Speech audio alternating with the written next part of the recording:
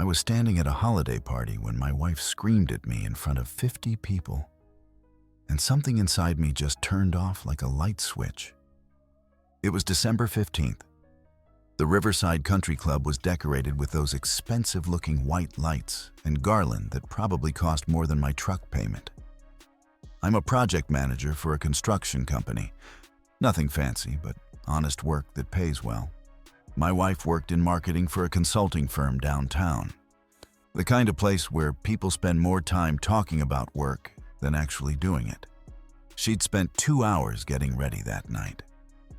I remember watching her in the bathroom mirror, applying makeup with the kind of focus she used to reserve for looking at me.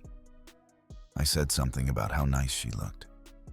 She didn't respond, just kept blending foundation like I hadn't spoken at all. The party was already loud when we arrived. She disappeared into a cluster of her co-workers before I could even take my coat off, leaving me standing alone near the entrance like someone's awkward +1.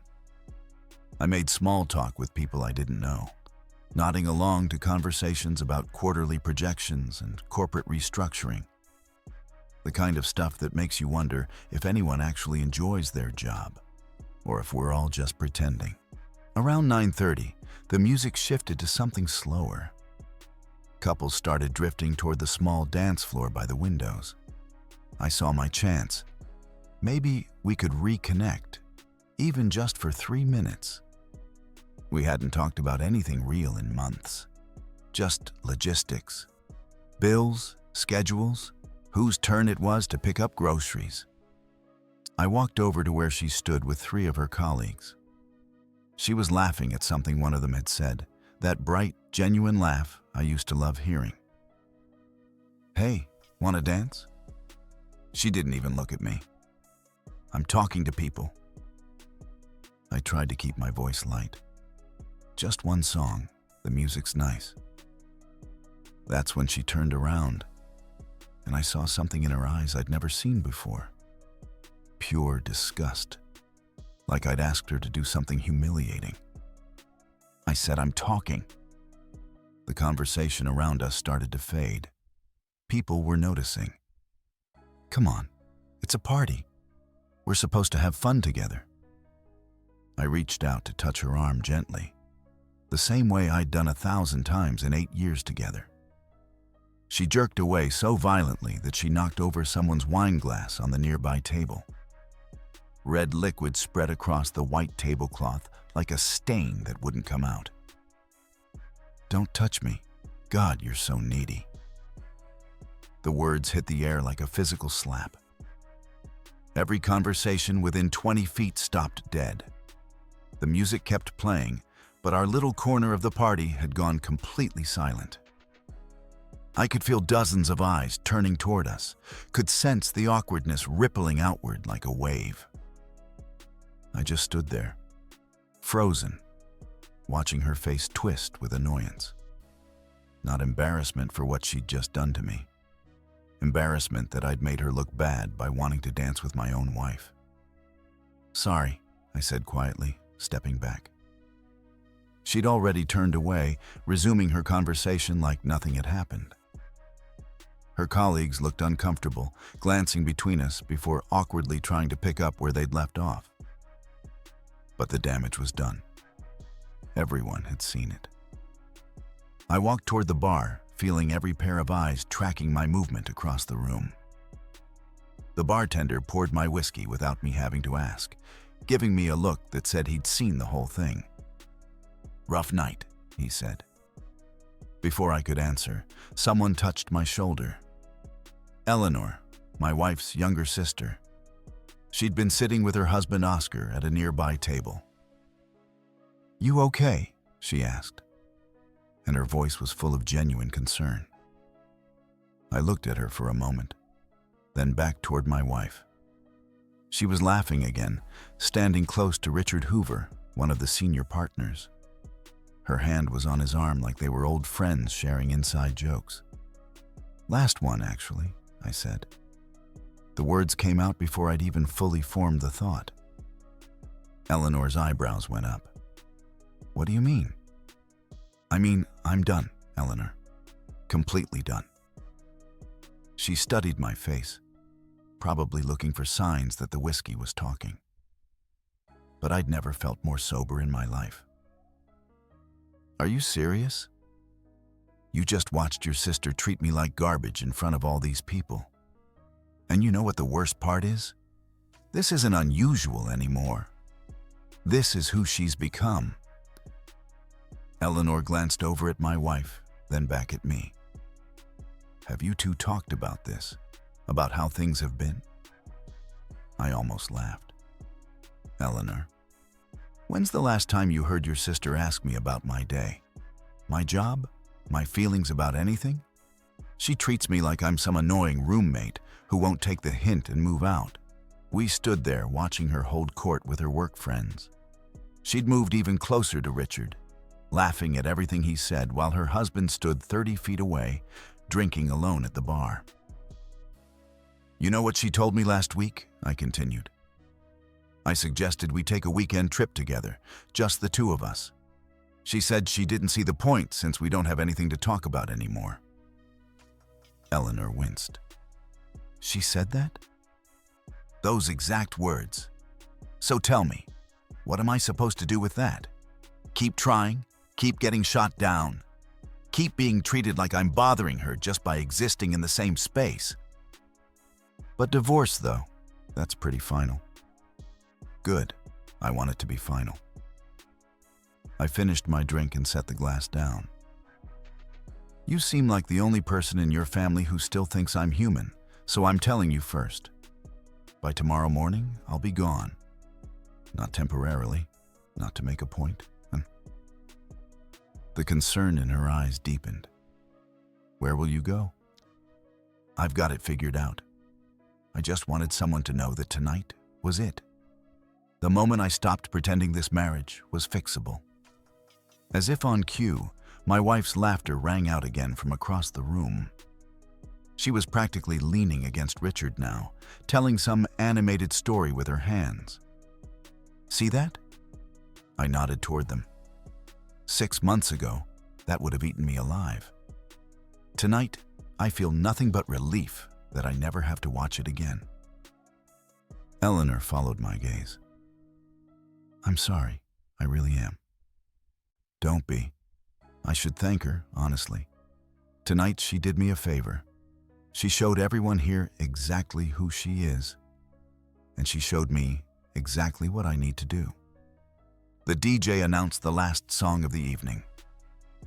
Around us, couples moved together for one final dance. My wife stayed exactly where she was, still chatting with Richard while her husband stood alone across the room. Perfect. We got home around midnight.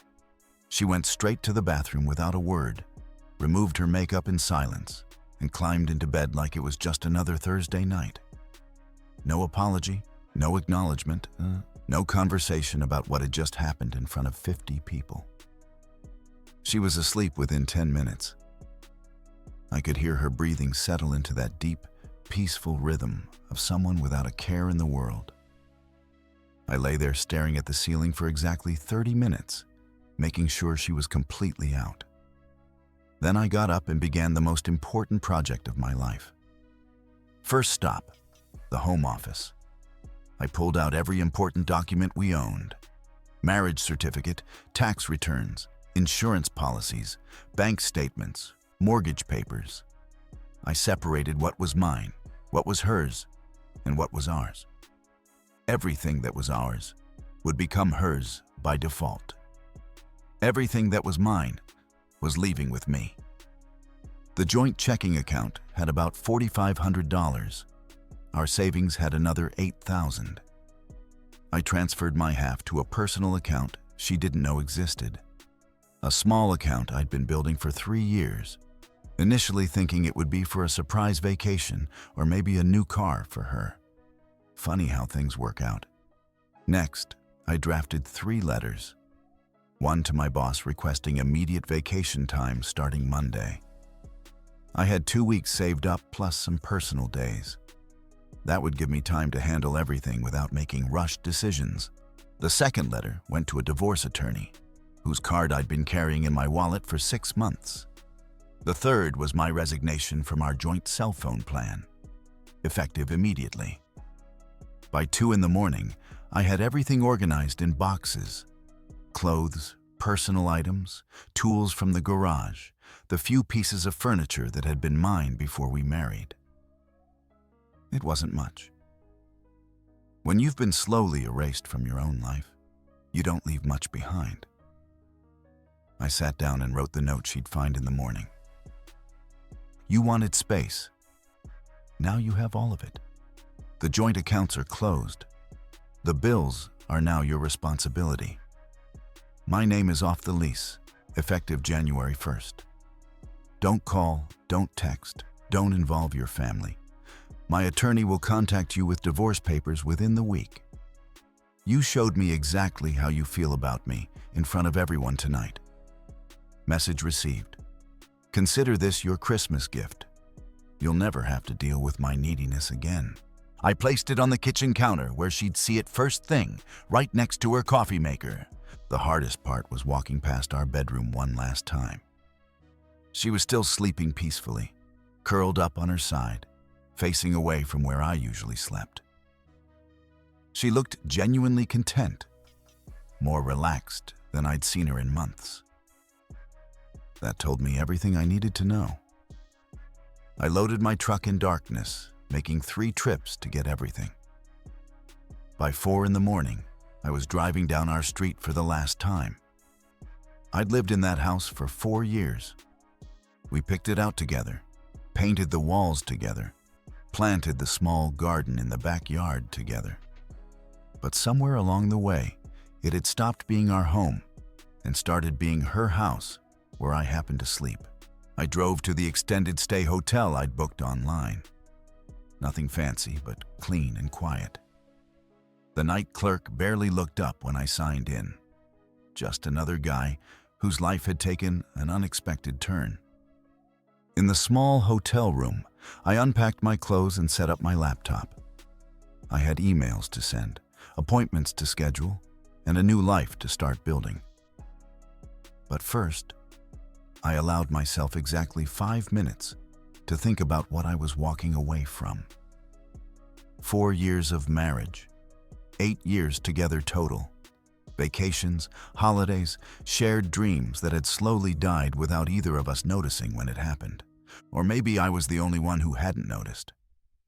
Maybe she'd been checking out for a long time, and tonight was just the first time she'd been honest about it.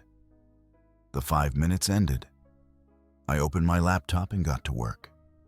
By 6 in the morning, I'd scheduled an appointment with attorney Joshua Cooper for Monday. I'd arranged for a moving company to collect the rest of my tools and equipment from the garage while she was at work. I transferred the utility bills to her name only and canceled my name from the lease agreement. Most importantly, I changed my phone number and blocked every mutual contact we had on social media. She'd wake up in 2 hours to find a completely different life than the one she'd gone to sleep with. I ordered room service coffee and sat by the window, watching the sunrise paint the sky orange and pink. Somewhere across town, my wife was about to discover what space actually looked like when it's what you truly have. I felt something I hadn't experienced in months. Peace. Her alarm went off at 7:30, same as every weekday. She rolled over expecting to see me getting dressed for work, probably making coffee downstairs already like I had for the past 4 years. Instead, she found an empty bed and silence. I know this because she called my phone exactly 14 times between 7:35 and 8 o'clock. Of course, she got a recording saying the number had been disconnected, but she kept trying anyway. What she found downstairs was the note on the kitchen counter and a house that felt different, emptier. It probably took her a few minutes to figure out why. My tools were gone from the garage. My clothes were missing from the closet. The small television from my side of the bedroom had vanished. But the note is what sent her into panic mode. She called her sister Eleanor immediately. I know because Eleanor texted me from a new number at 8:15. She's freaking out. Says you're gone and left a note. Is this for real? I replied, completely for real. Don't get involved, Eleanor. This isn't about you. She tried calling my work next, but I'd already spoken to my supervisor Adam that morning. He was a good guy, understood that sometimes life throws curveballs. When she called asking if I was there, Adam simply told her I was taking some personal time and he couldn't provide any other information. By 9 o'clock, she was standing in our bank trying to access the joint accounts. That's when she discovered they were closed. All of them. The checking, the savings, even the small emergency fund we'd started last year. The bank manager explained that both account holders had to agree to keep joint accounts open. Since I'd withdrawn my portion and requested closure, the accounts were automatically terminated. But where am I supposed to get money? She asked. From your personal accounts, I would assume, the manager replied. Or you can open new accounts today if you'd like. The problem was, she didn't have personal accounts. She'd never needed them. I'd handled all the finances, all the bills, all the planning. She had a credit card tied to our joint account and a small checking account with maybe $300 that she used for personal shopping. That's when the gravity started hitting her. She drove to my job site anyway, hoping Adam had lied to her on the phone. She found him and demanded to know where I was.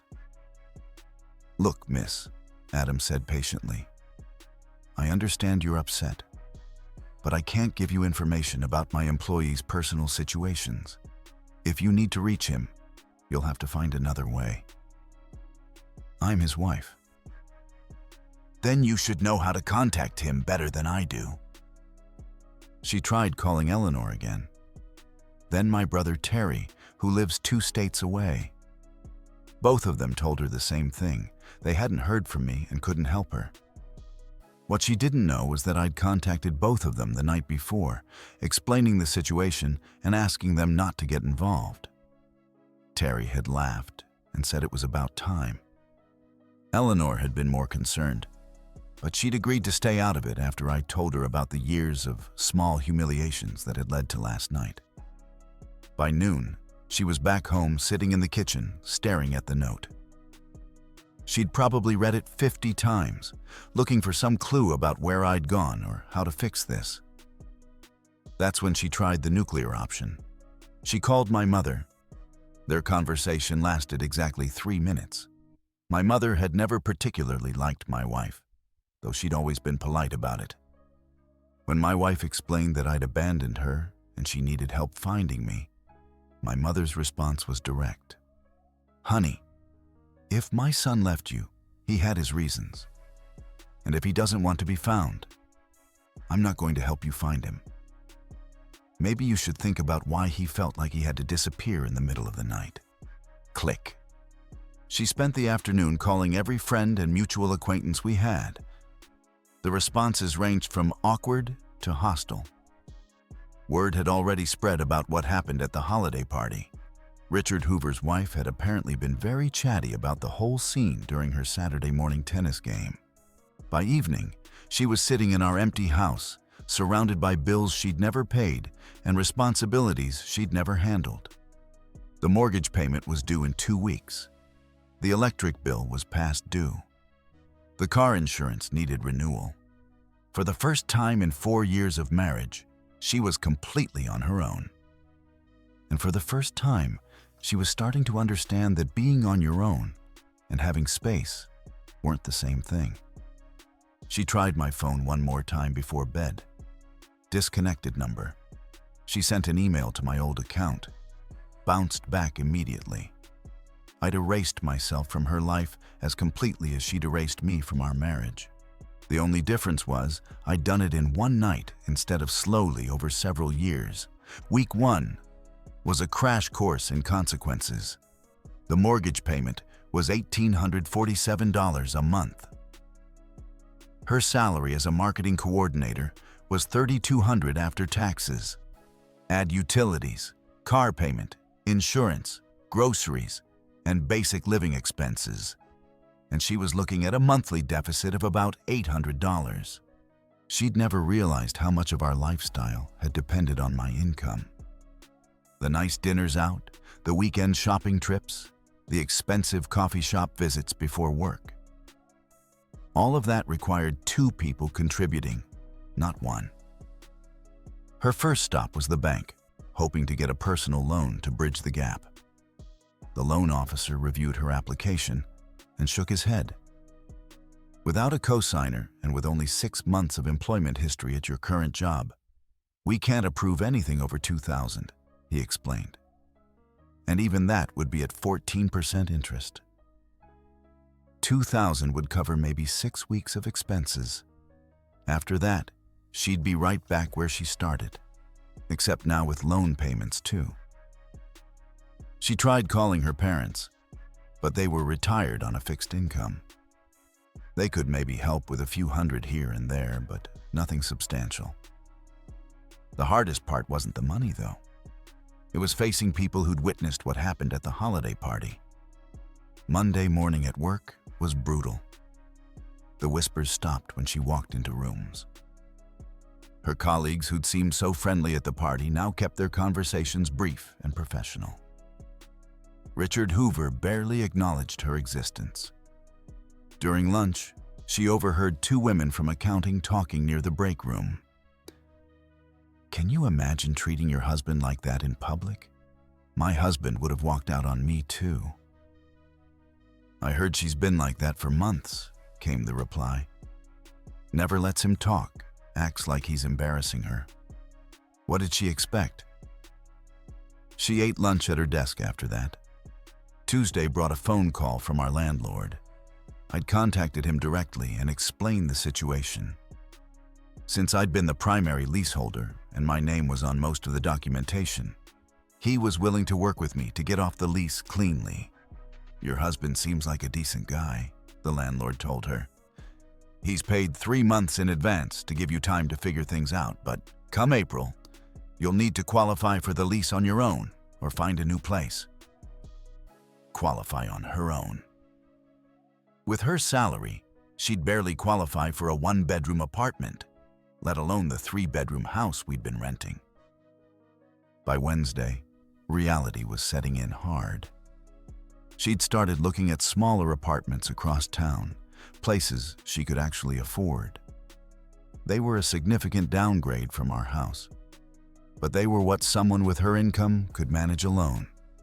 Thursday brought the first official document, a certified letter from attorney Joshua Cooper's office. Divorce papers, no alimony requested, no demands for half of anything. I was walking away clean, asking for nothing except to be left alone. The papers included one additional document that made her stomach drop. A detailed financial statement showing exactly how much of our monthly income had been mine versus hers. 70-30 split. She'd been living a lifestyle that was 70% funded by the man she'd been treating like an inconvenience. Friday was when Eleanor finally broke down and called. "I saw him last night," Eleanor admitted. "He was at Murphy's Grill with some guys from his work.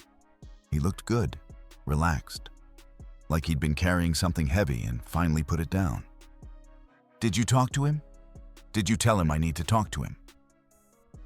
I tried to approach him, but honestly, he looked right through me. Not angry, just indifferent, like I was a stranger. Eleanor paused. "Listen, I love you, but I have to ask. Did you really push him away and yell at him in front of everyone at that party?"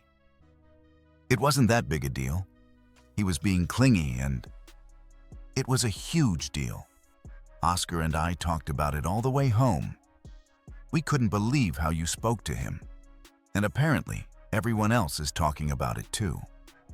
That weekend, she ran into 3 different people at the grocery store who asked where I was. Each conversation was more awkward than the last. She found herself making excuses. "He's out of town for work," or "He's visiting family." But Oscar wasn't buying it when she ran into them Sunday at the store. "Look, we heard what happened," Oscar said directly. And honestly, good for him. No man should tolerate being treated like that, especially in public. Eleanor elbowed him, but he continued. You want some advice?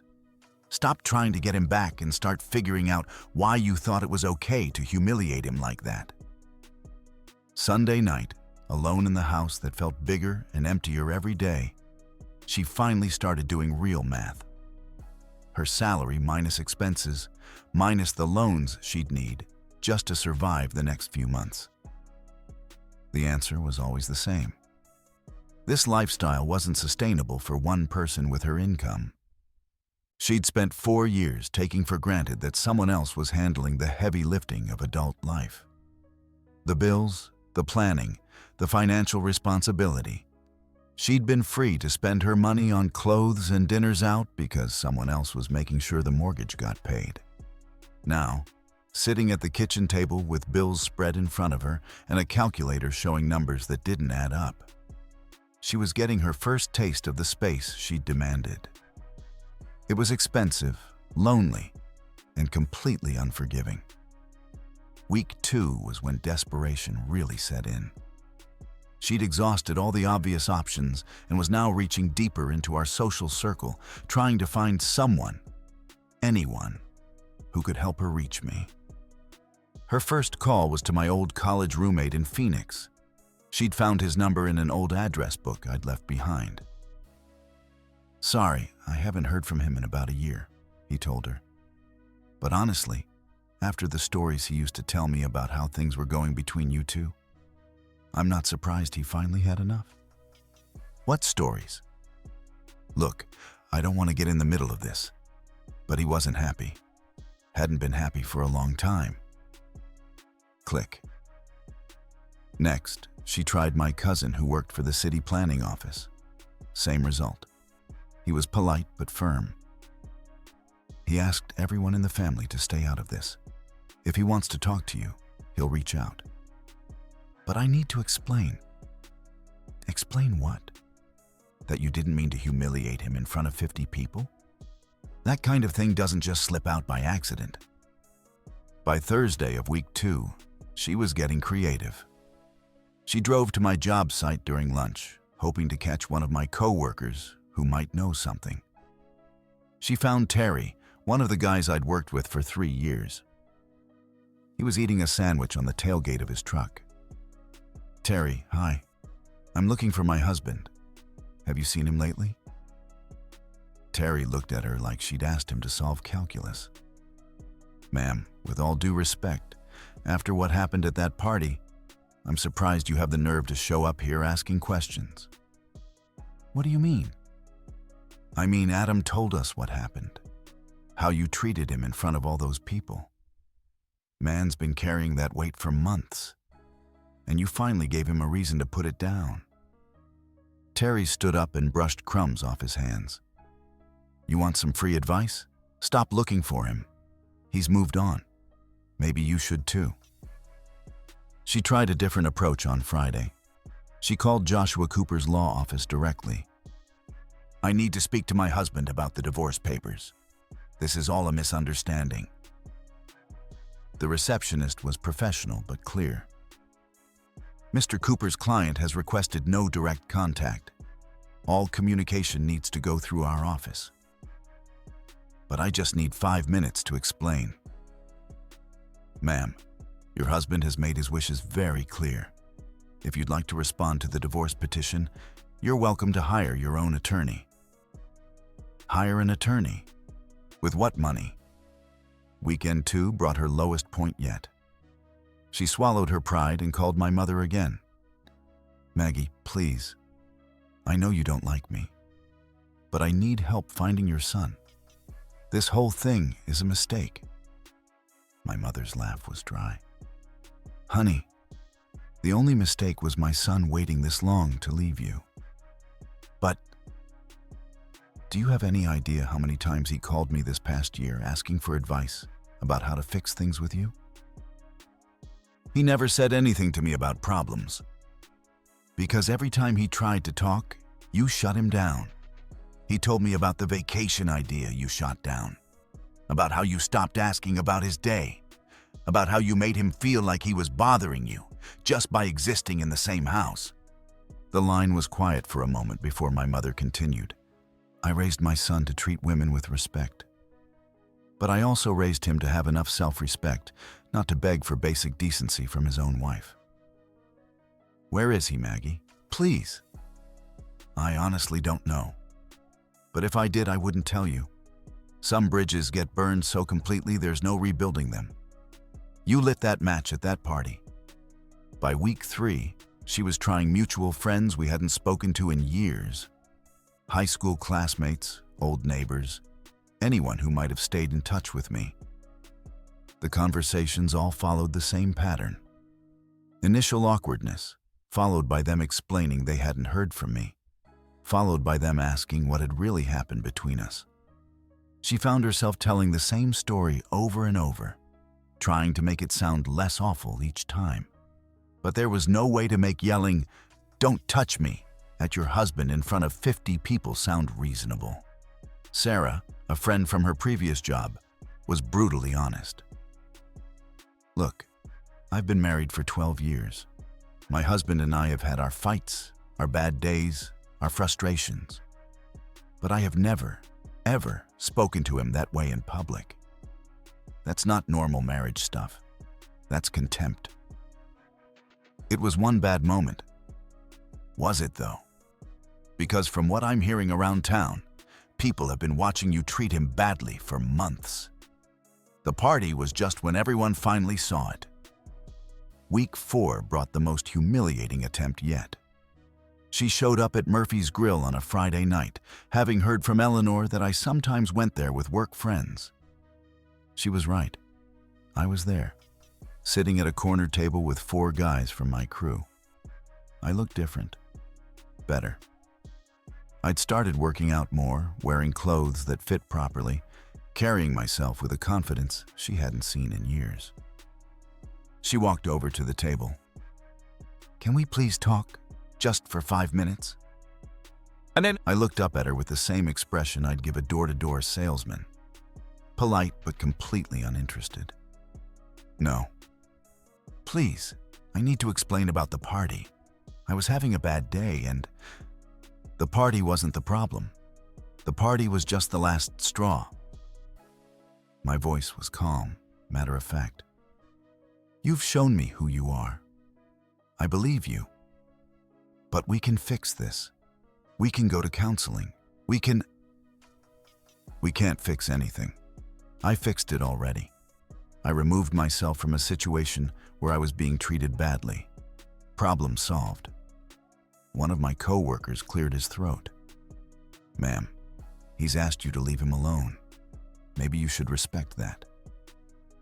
She stood there for another minute, hoping I'd change my mind, hoping for some sign that the man she'd been married to for 4 years was still accessible. But I'd already turned back to my conversation with the guys, completely dismissing her presence. She walked out of Murphy's Grill, knowing that every single attempt to reach me had failed. Not because I was angry or hurt or playing hard to get, because I genuinely didn't care anymore. The space she'd demanded had become permanent, and unlike her, I was thriving in it. 6 months later, she sat alone in a sterile conference room, signing divorce papers that officially ended our marriage. The attorney across from her slid the documents across the table one by one. No fault divorce, no alimony, no shared assets to divide. I'd walked away asking for nothing except my freedom. "Your husband's attorney has been very straightforward throughout this process," the attorney explained. "No drama, no games, no attempts to drag this out. He simply wanted it finished." She signed each page mechanically, her hands shaking slightly on the more important documents. The house had been sold 2 months earlier. She'd moved into a 1-bedroom apartment across town, the kind of place she could actually afford on her salary alone. Is he happy?" she asked suddenly. The attorney looked up from organizing the papers. "Ma'am, I really can't discuss my opposing party's personal life. I just wondered if he ever asked about me, if he seemed to regret any of this. The attorney's expression softened slightly. In my 20 years practicing family law, I've seen every kind of divorce. Angry ones, sad ones, complicated ones involving children and property disputes. This case was unusual because your husband never showed any anger, any bitterness, any desire for revenge. She paused, choosing her words carefully.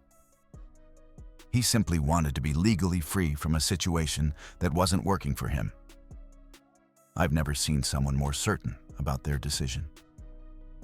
The final signature completed the process. 4 years of marriage dissolved into a stack of official documents that would be filed with the county clerk by end of business. Walking to her car afterward, she drove past the construction site where I used to work. A different crew was there now. I'd taken a job with a larger company across town, gotten a promotion to senior project manager. What she didn't know was how completely I'd rebuilt my life. 3 months after leaving, I'd started dating someone new, a woman named Rachel who worked as a nurse at the local hospital. She was kind, funny, and treated me like a partner instead of an inconvenience. We'd moved in together just last month. Rachel knew the whole story about my marriage, how it had slowly deteriorated, how I'd tried for months to fix something that couldn't be repaired, how I'd finally reached the breaking point at a holiday party and walked away from everything, rather than endure another day of disrespect. "Do you ever regret leaving?" she'd asked me early in our relationship. Only that I waited so long to do it. That morning, while my ex-wife was signing divorce papers downtown, Rachel and I were having breakfast at the diner near our new place. She was telling me about her shift at the hospital, asking about my day ahead, treating our conversation like it actually mattered. Simple things. Basic relationship fundamentals that I'd forgotten were supposed to be normal. My phone buzzed with a text from Joshua Cooper. "Divorce finalized. You're officially free." I showed Rachel the message. She smiled and squeezed my hand. "How does it feel?" "Like I can finally breathe again." That afternoon, I ran into Eleanor at the hardware store. She looked uncomfortable when she saw me, probably unsure whether to acknowledge me or pretend she hadn't noticed. I walked over. "Eleanor, how are you doing?" "I'm okay. How are you?" "I'm good. Actually good." She nodded, looking like she wanted to say something, but wasn't sure how to start. Finally, "She's struggling. You know, the divorce, the money situation, living alone. It's been hard on her." "I'm sorry to hear that." "Are you really?" I thought about it for a moment. "Yes, I am. I never wanted her to struggle. I just wanted to stop struggling myself." Eleanor studied my face. "You look different, happier." "I am happier. Turns out when you stop trying to fix something that's broken beyond repair, you have a lot more energy for building something new." "Do you think you'll ever?" "No," I said gently but firmly. "That part of my life is completely finished. I'm with someone now who actually wants to be with me. Someone who doesn't treat basic affection like it's an annoyance." Eleanor nodded, understanding. "I hope you'll be happy." "I already am." That evening, Rachel and I cooked dinner together in our kitchen. Nothing fancy, just pasta and salad. But we talked and laughed while we prepared it. She asked about my day, told me about hers, made plans for the weekend. After dinner, we sat on the couch watching a movie. She curled up next to me, her head on my shoulder, completely comfortable with the simple intimacy of being close. 6 months ago, I'd been living with someone who physically recoiled when I tried to touch her. Tonight, I was with someone who actively sought out my company, my conversation, my affection. The difference was staggering. As Rachel fell asleep next to me, I thought about that night at the holiday party. The humiliation, the anger, the moment of absolute clarity when I decided I was done. Best decision I ever made. Sometimes you don't fix what's broken. Sometimes you walk away and build something better. I'd built something better. And I'd never looked back. My ex-wife had wanted space. She'd gotten exactly what she asked for. All the space in the world and all the loneliness that came with it. I'd gotten something better. A life with someone who actually wanted to share it. Sometimes the loudest way to stand up for yourself is to walk away silently. Not to punish anyone, not to prove a point, just to stop accepting treatment you never deserved in the first place. I learned that peace isn't something you negotiate or compromise your way into. It's something you protect. And sometimes protecting it means letting go of people who make it impossible. Our story has come to an end.